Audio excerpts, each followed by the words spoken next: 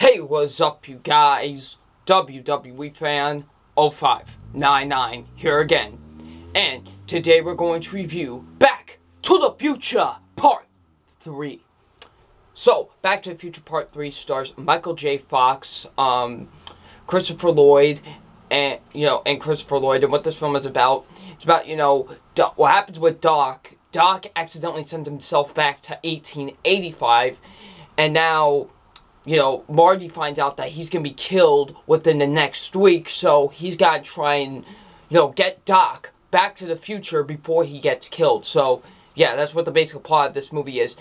So what did I think of Back to the Future Part 3? Now, I'm not a fan of this movie, honestly. I'm not a fan of Back to the Future 3. Now, is this third installment as bad as other third installments like Taken 3 or Spider-Man 3? No, absolutely not. This is way better than those. But, still at the same time, this isn't that good of a film either. It's just a mediocre third installment into this franchise. Now, I don't hate this movie. Let me get that out there right now. I don't hate Back to the Future Part 3. I am just not a fan of the film. I think it's a very mediocre movie. That is just me, of course. So, yeah. Now, if you like Back to the Future 3, more power to you. I am glad you like this movie, or even love this movie. I am glad. It's just, I'm not that big of a fan of it. So, let's get into it. But I do have positives with this film, and my positives are, of course, the acting. The acting is really good in this movie. Michael J. Fox, of course, as Marty McFly, he's still great. I still think he does a great job in the film. I loved him as Marty McFly in this movie, He just did a great job, as usual. Christopher Lloyd is great as Doc. I loved seeing Doc. He was great. He did such a great job in this movie, He was great. Christopher Lloyd did a great job as Doc. Thomas F. Wilson as Biff. He's Mad Dog Biff in this movie. He still did a really good job. I still think he was really good as Biff. I did enjoy him. So, the acting is still really good in this movie. The whole time traveling element is still great. Like, what if you could change the past for a good reason? In some ways, help someone out. To stop that certain event, that's really sort of, I don't know the message, but sort of the thing about this movie. I like that. It was really cool, and, I just love the time travel element with this movie. It's just great. And, I like, towards the end, when they do wrap everything up, it's still great, honestly. When they do wrap everything up, it is great towards the end, when you see everything getting wrapped up, and, and concluding. It did have a good concluding, it did set everything well for me, it still did have a great ending to the trilogy. I will give it that. It still had a great ending to the trilogy, but, yeah. The writing was really good in the film. I thought the writing was still really good with this movie. The directing was really good as well. Of course, Robert Zemeckis does a great job directing in this movie. He does an excellent job directing this film. And I was invested for some of the movie. There was really interesting parts in the film. Honestly, there were some really interesting parts in this movie. So, the pacing's pretty good at parts. So, yeah. However, I do have a lot of negatives with Back to the Future Part 3, and my negatives are Doc's love interest. The biggest problem with this movie, Doc's love interest. She's not even good in the movie. She honestly isn't. She's not, like, horrendous or anything, but she just isn't that good, honestly. She really wasn't. I forgot who plays her, but it's Mary something.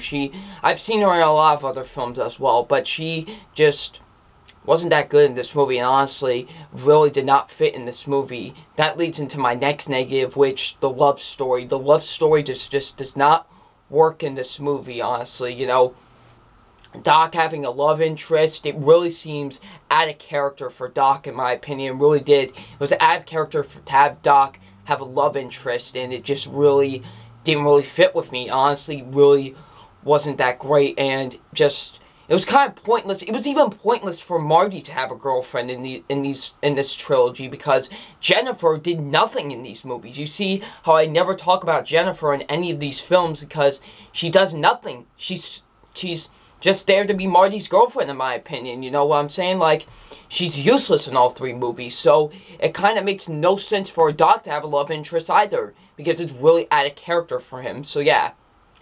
And just the story in general, the story just wasn't that interesting, honestly, just a very bland story, honestly, you know, just a very bland story in my opinion, and, you know, just really was, it was a very bland story, like, just the story wasn't that great either. Bringing Leah Thompson back kind of was, I don't want to say forced, but wasn't really necessary. Of course, when they have to bring her back as the mother, but I'm talking about when they're in the past, you know? And we see that she's married to Seamus, which is Marty's, like, great-great-uncle, like, great-great-uncle or something like that. And I just thought it was kind of pointless, and she has this bad Irish accent. At least Michael J. Fox was decent with the Irish accent, and just really fell off when Leah Thompson was doing it, so yeah. You know, just the whole Western thing. The Western thing did not really fit with this movie, honestly, you know. The whole Western element, in my opinion, it just didn't really fit with Back to the Future Part 3. It really didn't. I just thought the Western part of it just didn't really fit with the movie, honestly, you know. Just didn't fit with the whole mythology of Back to the Future, so yeah. And this movie is really boring, honestly. The movie is just very, very, very boring, honestly. I just thought it was a very slow-moving movie. I thought I could have picked up a lot more, and it was just very, very slow, so yeah.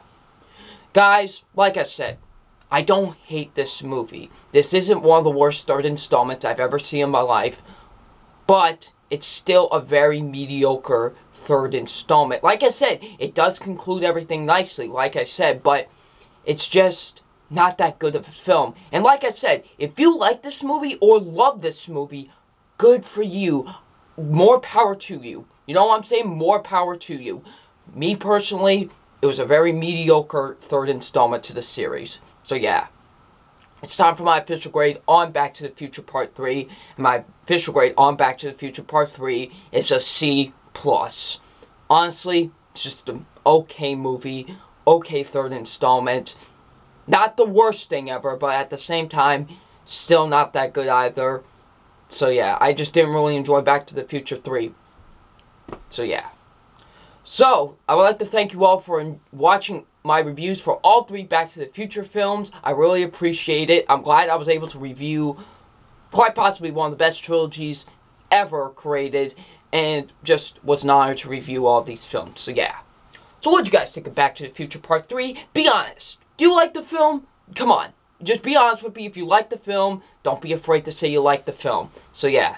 Leave in the comment section below. And I'm WWE Fan 0599, and we will see you all later. Peace.